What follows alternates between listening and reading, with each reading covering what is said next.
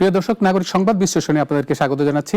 আপনারা জানেন আমরা সাধারণত সমসাময়িক ইস্যু নিয়ে কথা বলে থাকি। আমরা কয়েকদিন যাবত একটা বিষয়ে খুব বিশেষ করে বিজনেস মহলে, যারা ব্যবসায়িক মহলে আলোচনার কেন্দ্রবিন্দু হলো যে ট্রাম্পের শুল্ক। গত এপ্রিলে যখন ট্রাম্পের এই শুল্কের খরচ সারা বিশ্বে দেওয়া হলো, সেই সাথে সাথে বাংলাদেশেও এর বড় ধরনের প্রভাব পড়েছে। সেই সব বিষয়ে কথা বলতে আজকে আমাদের সাথে যুক্ত হয়েছেন নাগরিক টেলিভিশনের বিশেষ প্রতিনিধি সাইদ আরমান। সাইদ, আপনাকে স্বাগত। কৃতজ্ঞতা। আমরা আপনাদের সাথে আমি আছি সাখাওয়াত হোসেন।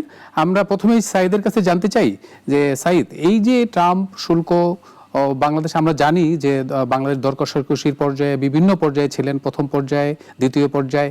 এখন বর্তমান এই গত কয়েকদিন যাবতই আমরা দেখছি যে ব্যবসায়ী মহল এবং আমরা বিশেষ করে আজকে দেখছি যে সরকারের তরফ থেকে বলছে যে এটাতে তারা জয় পেয়েছেন। হ্যাঁ, আসলে কি আমরা জয়ী হয়েছি এই যে ট্রাম্পের শুল্ক নীতিতে, নাকি আসলে আমরা কি অবস্থানে আছি? ঠিকই বলেছেন। এটা যদি সাদা চোখে যদি আমরা বিবেচনা করি, নিঃসন্দেহে একটি জয় পেয়েছে বাংলাদেশ কূটনৈতিক তৎপরতায়। যদিও এটি সত্য, আপনি কিছুটা বলছিলেন যে আমরা প্রথম দফা আলোচনা করেছি, দ্বিতীয় দফা আলোচনা করলাম, আরও দু একটা দফা যদি আগেও কিন্তু আমরা কিন্তু বিবেচনা করতে পারি, যেগুলো আসলে সরকার বিবেচনা করছে না। আপনাকে বলি যে প্রথম দফা দ্বিতীয় দফায় তো আসলে সরকারের অন্য একটি পক্ষ আলোচনা করছে। এর আগে কিন্তু অন্য একজন ব্যক্তি সরকারের এই কূটনৈতিক দর কষাকষিতে ব্যস্ত ছিলেন এবং তিনি অনেকটা ব্যর্থ হয়েছেন। তারপরে কিন্তু আসলে অ্যাসাইনমেন্টে সরকার নতুন ব্যক্তিদেরকে দায়িত্ব দিয়েছে। সাদা চোখে সরকারের জয়, আমরা এখানে অনেকটা সফলতা পেয়েছি এটি বলতে পারি। তবে উদ্বেগের জায়গাও কিন্তু আমি আপনাকে বলতে চাই, আপনার মাধ্যমে দর্শকদেরকে জানাতে চাই, এবং রপ্তানিকারক যারা রয়েছে বাংলাদেশে তাদেরকে এটি বিবেচনা রাখতে হবে যে আমরা 20% এখন ট্রাম্প প্রশাসন আমাদের জন্য 20% শুল্ক আরোপ করলো। সেটি হয়তোবা প্রতিযোগিতার জন্য এখন পর্যন্ত স্বস্তিতে, কিন্তু এটিও সত্য যে আমাদের যারা প্রতিযোগী দেশ রয়েছে, ভিয়েতনামের ক্ষেত্রে চূড়ান্ত হয়েছে, ইন্দোনেশিয়ার ক্ষেত্রে চূড়ান্ত হয়েছে, পাকিস্তান এবং ভারতের ক্ষেত্রে, কিন্তু এর বাইরে যারা রপ্তানিমুখী খাতের সঙ্গে সংশ্লিষ্ট, বিশেষ করে তৈরি পোশাক খাত, অনেক দেশের ক্ষেত্রে কিন্তু এখনো চূড়ান্ত হয়নি। কাজেই তারা কিন্তু দর কষাকষি অব্যাহত রাখছে। যদি এই সমস্ত দেশ আরও কম শুল্ক হার পায়, তাহলে কিন্তু আমাদের প্রতিযোগিতার সেই যে এখন যে স্বস্তি, সেটি কিন্তু থাকবে না। কাজে এখানে স্বস্তি যেমন আছে, আবার সরকারকে কিন্তু এটি বিবেচনায় রাখতে হবে, এই আলোচনা এবং দর কষাকষি কূটনৈতিক তৎপরতা অব্যাহত রাখতে হবে। অব্যাহত না রাখলে মার্কিন যুক্তরাষ্ট্র, আমি সবসময় একটা কথা বলি, মার্কিন যুক্তরাষ্ট্র শুধু কিন্তু বাংলাদেশের রপ্তানির বড় বাজার না, যে একক দেশ হিসেবে আমরা বছরে 8 থেকে $8.5 বিলিয়ন রপ্তানি করছি, এটি তার জন্য অর্থনীতির জন্য একটি বড় তা না। মার্কিন যুক্তরাষ্ট্র কিন্তু বাংলাদেশের বাণিজ্যের বড় অংশীদার বলতে হবে, এবং আমরা যে রপ্তানি করি তার 20% রপ্তানি করি এই দেশটাতে, এবং কয়েক হাজার উদ্যোক্তার, মানে 90%, দুঃখিত, কয়েক হাজার না, 1000-এর কাছাকাছি উদ্যোক্তার 90% পণ্য শুধু মার্কিন যুক্তরাষ্ট্রের বাজারে যায়। তো এই সমস্ত বিষয় বিবেচনা করে কিন্তু আমাদের, যদি অন্য কোনো দেশ যারা দর কষাকষি করছে, আমাদের কিন্তু নজর রাখতে হবে সরকারকে যে কোন দেশ কি সুযোগ নিচ্ছে, এবং আমাদের দর কষাকষিটাও কিন্তু একই সঙ্গে অব্যাহত রাখতে হবে। সরকার যদি মনে করে যে এই জয় সফলতা এখানেই পেরেক মেরে দিলাম, তাহলে কিন্তু ভুল হবে। তাহলে কিন্তু আমার নতুন করে অর্থনৈতিক যে চ্যালেঞ্জগুলো, সেগুলো কিন্তু আবার নতুন করে সামনে আসতে পারে। এটি কিন্তু আমাদের অবশ্যই বিবেচনায় রাখতে হবে সরকারকে, এবং বেসরকারি খাত যারা রয়েছে তাদেরও নতুন করে কিছু সক্ষমতা তৈরি করতে হবে। যদিও আমি কখনোই সমর্থন করি না, অনেক অর্থনীতিবিদ বা ব্যবসায়ীরা বলেন যে আমরা বিকল্প বাজার খুঁজি, কিন্তু এত বড় একটা বাজার মার্কিন যুক্তরাষ্ট্র, $8 বিলিয়ন রপ্তানি, প্রায় 20%, এই বড় একটি বাজার, এত মানুষের বাজার, সেই বাজারটা আমরা কেন ছেড়ে দিব? সেই বাজারটা ধরে রেখে যাতে আমরা বিকল্প বাজার তৈরি করি, আমি কিন্তু সবসময় এই আলোচনাটা করি। এবং উদ্যোক্তাদেরও কিন্তু এটি মাথায় রাখতে হবে, যাতে যদি কোনো কারণে অস্বস্তি তৈরি হয়, আবার নতুন করে নিজেরা কিভাবে সমাধান করা যায়, সরকারের উপর চাপ প্রয়োগ করে, লবিস্ট নিয়োগ করে প্রক্রিয়াটা, এখানে কিন্তু একটি বিষয় খুব আলোচনা হয় নাই। যদিও সরকার লবিস্ট নিয়োগের বিষয়টি এড়িয়ে যাচ্ছে, কিন্তু আমরা কিন্তু শুনেছি যে বেসরকারি খাত থেকে কিন্তু লবিস্টের সঙ্গে যোগাযোগের কথা কিন্তু জানা যাচ্ছে। কাজেই এই বিষয়টা যাতে সরকার, মানে বেসরকারি খাতের তরফ থেকে যাতে একটু নজরদারি থাকে, এই জন্য কিন্তু আমার মনে হয় যে কিছু সময়ের জন্য তাদের ব্যক্তি উদ্যোগে, বেসরকারি খাতের ব্যক্তি উদ্যোগে কিন্তু লবিস্ট নিয়োগ রাখা উচিত। ধন্যবাদ সাইদ আপনাকে যে এই তথ্যটা। আমি একটা জিনিস বলতে চাই, সেটা হলো যে ট্রাম্প প্রশাসন বলছে যে এই চুক্তির ফলে তারা জয়ী হয়েছে। আমরা এদিকে বলছি যে আমরা জয়ী হয়েছি, পাকিস্তান বলছে তারা জয়ী হয়েছে। আসলে কি এই যে চুক্তি করে সে কখনো জয়ী হয়? মানে বেসিক্যালি যায় জায়গায়, মানে এই জায়গাটাতে আপনার কি মনে হয় যে ট্রাম্প প্রশাসন বলছে জয়ী হয়েছে, এটা এটা এটা একটা অন্য একটা ব্যাখ্যা দিই আপনাকে। আমি যেটি বলছিলাম, ধরেন আমরা এপ্রিল থেকে যখন এটি কার্যকর হয়, এটি কিন্তু সারা বিশ্ব কিন্তু একটি বাণিজ্য চর্চার মধ্য দিয়ে চলছিল কয়েকশো বছর, এটি প্রায় 150 বছরের বেশি, যে ডব্লিউটিওর বিশ্ব বাণিজ্য সংস্থার যে চর্চা সেটি মেনে কিন্তু বিশ্ব বাণিজ্য পরিচালিত হচ্ছিল। কিন্তু এপ্রিলে যখন ট্রাম্প প্রশাসন যখন এটি করে, এই যে রিসিপ্রোকাল ট্যারিফ, যেটিকে বাংলায় পাল্টা শুল্ক বলছি আমরা, সেটি করা হয় কিন্তু আসলে তার অর্থনীতিকে সামাল দেওয়ার জন্য। এবং যেহেতু ডব্লিউটিওর গুরুত্বপূর্ণ অংশীদার মার্কিন যুক্তরাষ্ট্র, তখন এটি করার তো তার সুযোগ ছিল না। কিন্তু মার্কিন প্রশাসন যেটি করলো, একেবারে মুক্ত বাণিজ্য চুক্তিকে একেবারে ছুঁড়ে ফেলে দিয়ে একটি কমান্ডো স্টাইলের কিন্তু বিশ্ব বাণিজ্য গড়ে তোলার একটা চেষ্টা করা হলো। এবং এটি করতে গিয়ে কিন্তু তাকে কিন্তু বলতে হয়েছে বা স্বীকার করতে হয়েছে যে তার অর্থনীতি একটি সংকটের মধ্য দিয়ে যাচ্ছে, মানে একটি সুনামির মধ্যে পড়েছে। তো একটু সাইদ, আমরা আসলে দেখলাম যে আসলে এটা একটা বাণিজ্য যুদ্ধের মধ্যে, মানে বিশ্বে বাণিজ্য যুদ্ধের মধ্যে অবস্থায় চলে গেল।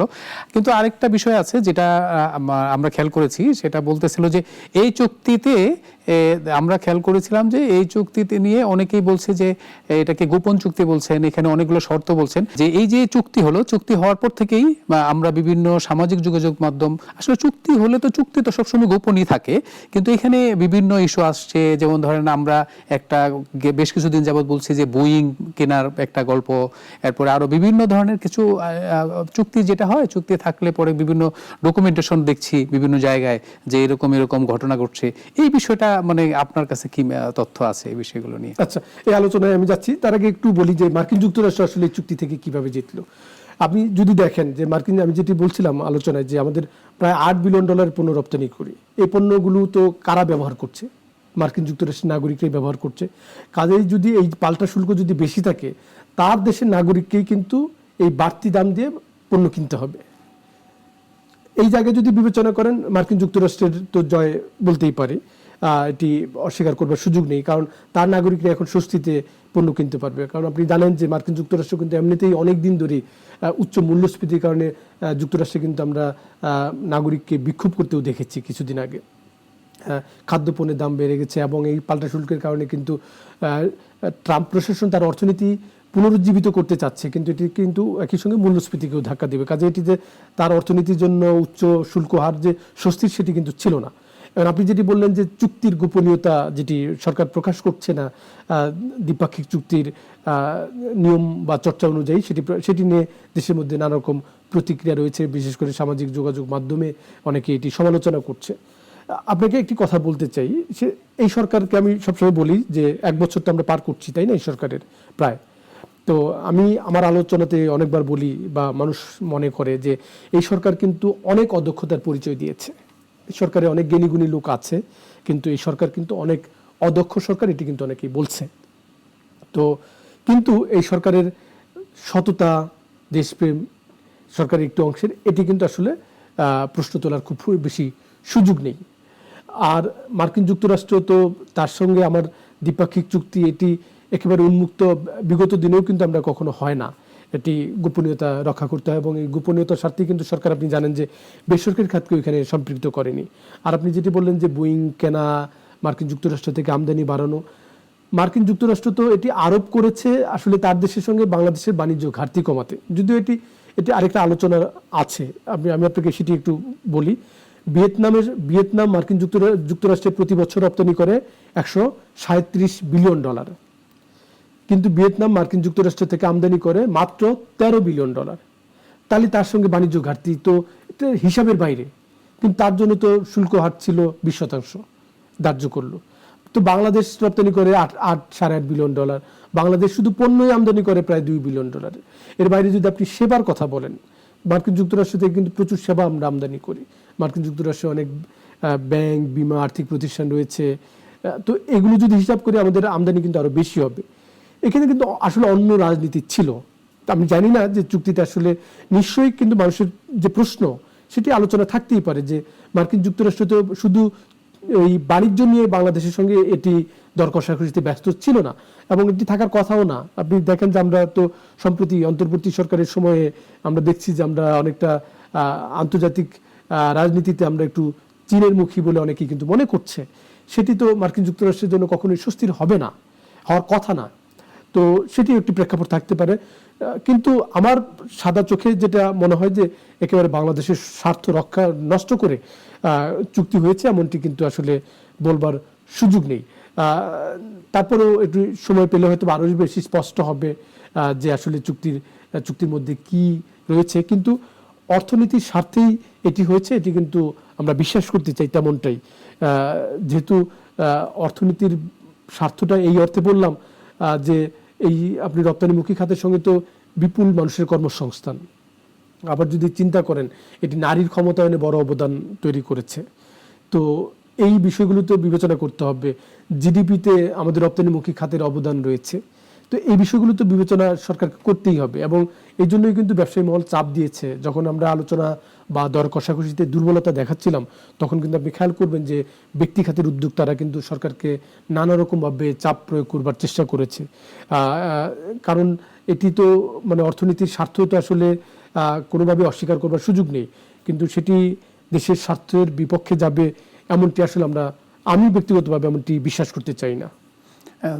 যেটা বলছিলেন আপনি যে এটা একেবারে চরম সত্য কথা যে এই সরকার নানা ক্ষেত্রে আমরা দেখছি যে মন্ত্রী পরিষদ থেকে শুরু করে যাদের আমলা এই লেভেলে অদক্ষতার পরিচয় দিয়েছে। তবে এই কথাটাও সত্য যে তাদের সততা নিয়ে প্রশ্ন করার সুযোগ কম, তারা কাজ করে না এটা নিয়ে প্রশ্ন করার সুযোগ। কিন্তু আমরা এটাও খেয়াল করেছি এখানে কিন্তু খুব দক্ষ লোকও আছেন নানা ক্ষেত্রে। আমরা যদি বিভিন্ন সেক্টর, যদি ব্যাংকিং সেক্টর থেকে শুরু করে অর্থনৈতিক সেক্টর, বিভিন্ন সেক্টরে যদি আমরা দিকে তাকাই তাহলে দেখব যে খুব দক্ষ লোকজন এখানে কাজ করছেন, যার কারণে একটা ব্যালেন্স সরকার আমরা বলতে পারি। তো আমরা এইটা নিয়ে আরো কথা বলবো যে শুল্কের আসলে আমাদের প্রতিবেশী দেশের সাথে শুল্কের কি হলো, এই যে আমাদের দেশের স্বার্থ কোথাও বিলীন হলো কিনা, কিংবা প্রতিবেশী দেশের সাথে আমরা কি আসলে ভারতের সাথে জিতে গেলাম কিনা, পাকিস্তানের সাথে হেরে গেলাম কিনা, এই ধরনের প্রশ্ন তৈরি হচ্ছে যে পাকিস্তানকে কি মানে কেন পাকিস্তানকে বেশি সুবিধা দিচ্ছে আমেরিকা, তাহলে কি আমরা কি চীনমুখী, আমরা কি ভারতমুখী, আমরা কি আমেরিকামুখী, সব মিলিয়ে এক ধরনের কথাবার্তা চলছে যে আমরা কি আসলে আমাদের দেশের স্বার্থ নিশ্চয়ই বিলীন হওয়ার কথা না। ব্যবসায়ীরা আসলে এই বিষয়টা নিয়ে মানে কি বলছেন? আমাদের চাইতে গুরুত্বপূর্ণ হলো যে পার্ট ব্যবসায়ীরা এই জায়গাটা থেকে কি বলছেন? আসলে ব্যবসায়ীরা কিন্তু তাদের স্বস্তির কথাই কিন্তু আসলে জানিয়েছেন। একই সঙ্গে কিন্তু আমি যেটি আলোচনা প্রথম অংশে যেটি বলছিলাম যে কিন্তু এখানে ঘুমিয়ে থাকার আসলে সুযোগ নেই, এই স্বস্তি নিয়ে বসে থাকার কিন্তু সুযোগ নেই, কোনোভাবেই সুযোগ নেই।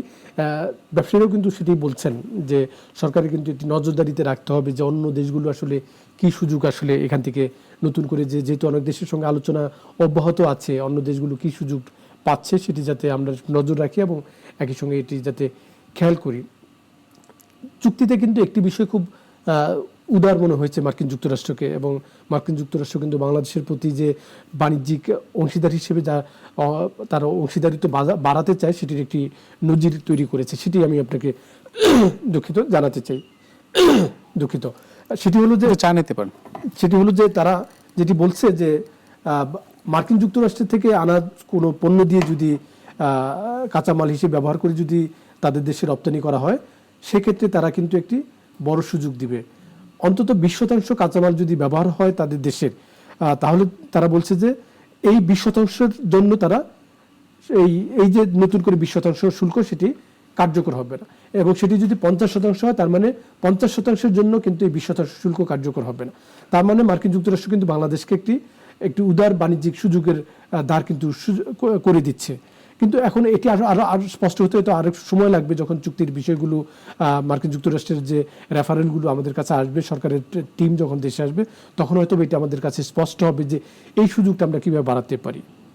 এই সুযোগ যদি বাড়ানো যায়, আমরা মার্কিন যুক্তরাষ্ট্র থেকে যদি আমরা তুলা আমদানি বাড়াতে পারি, মার্কিন যুক্তরাষ্ট্র থেকে কিন্তু এখন আমাদের তুলা আমদানি খুবই কম। হ্যাঁ, আপনি যেটা বলছিলেন যে মানে আমরা আসলে কি কি পণ্য মানে আমরা বাড়াইতে পারি, যদি ধরুন তেলের কথা বলা হয়, তুলার কথা বলা হয়, এরপরে আর কি কি পণ্য আছে যারা আমরা এটার মাধ্যমে মানে কি এটা কি অস্ত্রের ব্যাপারটা মনে হয় আছে কিছুর পরিমাণে? তুলার ক্ষেত্রে তো আছেই, মানে প্রত্যেক রপ্তানিকারক তো চাইবে যে সে কোথেকে সস্তায় তার পণ্যগুলো আনতে পারে। সেটি একটি ব্যাপার তো থাকবেই। মার্কিন যুক্তরাষ্ট্র থেকে আনলে একটু আমাদের ব্যয়টা বেশি হয়, আবার এগুলো ব্যবস্থাপনা সংক্রান্ত, যেহেতু ওয়্যার হাউস নাই এখানে, সেগুলো ব্যবস্থাপনা সংক্রান্ত জটিলতা আছে। এই বিষয়গুলো হয়তো বা সরকার এখন উদ্যোগ নিবে, যেটা বোঝা যাচ্ছে যে যাতে যুক্তরাষ্ট্রের বাজার থেকে আমরা যদি এখন প্রায় 400-500 মিলিয়ন ডলারের তুলা আমদানি করি, এটি কিন্তু সম্ভব $2 বিলিয়ন করা। তার মানে আমরা মার্কিন যুক্তরাষ্ট্রের সঙ্গে আমাদের বাণিজ্য কিন্তু অনেকটা উলম্ফন তখন হবে। একই সঙ্গে সরকারি যে আপনি যেটি বলছিলেন যে বোয়িং থেকে বিমান কিনছে, সেটি নিয়ে যদিও সমালোচনা রয়েছে, কিন্তু আমরা অন্য পণ্য দিয়েও কিন্তু আমরা কিন্তু মার্কিন যুক্তরাষ্ট্রের সঙ্গে বাণিজ্য ঘাটতি কিন্তু কমাতে পারি। সবচেয়ে বড় ব্যাপার যেহেতু এই ক্লোজটা তারা রাখছে যে তাদের কাঁচামাল ব্যবহার করে যদি আমরা পণ্য রপ্তানি করি, সেখানে শুল্ক ছাড়টা পাওয়া যাবে আরো বাড়তি অংশে। এই জন্য কাঁচামাল মানে রপ্তানিমুখী শিল্পের কাঁচামাল কিভাবে আমরা মার্কিন যুক্তরাষ্ট্রের বাজার থেকে আরো বেশি আনতে পারি, উদ্যোক্তাদের সেটি পদক্ষেপ নিতে হবে। এবং এইখানে সরকারের নীতি সহায়তাগুলো, সরকারের পদক্ষেপগুলো দরকার, যাতে এটি যাতে সহজ হয়। না হলে তো ব্যবসার খরচ যদি বাড়ে, এমনিতেও ব্যবসায়ীরা নানা রকম চাপের মধ্যে রয়েছে, প্রতিনিয়ত তার ব্যবসার উৎপাদন খরচ বাড়ছে। কাজে যদি মার্কিন যুক্তরাষ্ট্রের বাজার থেকে তুলা যদি আমদানিতে বেশি খরচ হয়, সে তখন এটা আনতে চাইবে না। এখানে সরকারের কিন্তু নীতি সহায়তাটা অব্যাহত রাখতে হবে যাতে সে উৎসাহিত হয়। তার মানে হলো যে আমদানিটা যদি আমরা বাড়াতে পারি, তাহলে এই ক্ষেত্রে আমার একটা প্রশ্ন বারবার মানুষের ভিতরে, যে আমরা আসলে কার দিকে ঝুঁকছি? আমরা কি আসলে আমেরিকার বন্ধু, নাকি আমরা চীনের বন্ধু, নাকি আমরা আসলে রাশিয়া, না আমরা আসলে এখন তো পরাশক্তি যদি আমরা দিকে তাকাই, বিশ্ব বাণিজ্য যে অর্থনীতি যারা ডমিনেট করে, চীন অথবা আমেরিকা, আমরা আসলে কাদের বন্ধু? আপনার এই প্রেক্ষাপটে কি মনে হয়? এই প্রেক্ষাপটে তো এই মুক্ত বা দুঃখিত এই বাণিজ্য পাল্টা শুল্ক নিয়ে কিন্তু এটা কিন্তু খুবই অনেকটা স্পষ্ট হয়েছে মার্কিন যুক্তরাষ্ট্রের কাছে যে আমরা অনেকটা চীনমুখী হয়েছে। এবং সরকারও কিন্তু আপনি দেখবেন যে অন্তর্বর্তী সরকার যে প্রধান উপদেষ্টা ডক্টর মোহাম্মদ ইউনূস, তার প্রথম দ্বিপাক্ষিক সফর কিন্তু চীন। সেটি কিন্তু একটি সরকারের প্রথম সফর যখন কোন দেশে হয়, এটি কিন্তু একটি বার্তা সারা বিশ্বেই কূটনৈতিক মহলে একটি বার্তা চলে যায় যে আসলে এই সরকারের ভঙ্গিটা, আসলে কূটনৈতিক আচরণটা কি। সেই আলোচনা তো রয়েছে এবং এটা দেশের মানুষও কিন্তু তাই মনে করছিল যে সরকার একটু চীনমুখী হচ্ছে কিনা। এবং সেটি কিন্তু আমাদের প্রতিবেশী দেশ ভারতকেও কিছুটা উদ্বিগ্ন করে এবং তারাও কিন্তু কিছু প্রতিক্রিয়া দেখায়। আপনি খেয়াল করেছেন যে বিশেষ করে বাণিজ্যিক ক্ষেত্রে তারা কিছু চাপ কিন্তু বাংলাদেশের উপরে তৈরি করবার চেষ্টা করছে। সাইদ, আসলে আমরা এই আলোচনায়, এটা কিন্তু একটা বিস্তর আলোচনা যে আসলে আমরা কোন পক্ষে যাব, আমরা বা কোন অবস্থানে আছি। আমরা আসলে ভারত এর কাছ থেকে আমরা একটু দূরে সরতে চাই, আমরা আমেরিকার পাশে থাকতে চাই, আবার আমরা প্রতিবেশীর সাথে ভালো সম্পর্ক রাখতে চাই, আমরা পাকিস্তানের সাথেও ভালো সম্পর্ক রাখতে চাই, আমরা চীনের সাথেও ভালো সম্পর্ক রাখতে চাই, সব ঠিক আছে। কিন্তু আমরা আপাতত দৃষ্টিতে এই যে একটা চুক্তি হলো, ট্রাম্প যে যুদ্ধ সারা পৃথিবীতে বাণিজ্য যুদ্ধের সৃষ্টি তৈরি করলো, সেখান থেকে মনে হয় আমরা কিছুটা পরিমাণে হলে উত্তরণ করতে পেরেছি এবং আমরা প্রাথমিক জয় হিসেবে দেখছি। তবে আপনি যেটা বলছেন যে নেগোসিয়েশনের জায়গা, আমরা এখানে থেমে থাকলে চলবে না, আমরা এটাকে আরো উন্নত করার জন্য, মানে আরো অবস্থান শক্ত করার জন্য, বাংলাদেশের অবস্থান বিশ্ববাজারে শক্ত করার জন্য আমাদেরকে লেগে থাকতে হবে, সরকারকেও লেগে থাকতে হবে। তাহলেই হয়তো আমরা সুন্দর আগামীর বাংলাদেশ দেখতে পাবো। সেই প্রত্যাশা রেখেই আজকের সংবাদ বিশ্লেষণ এখানে শেষ করছি। ভালো থাকবেন সবাই।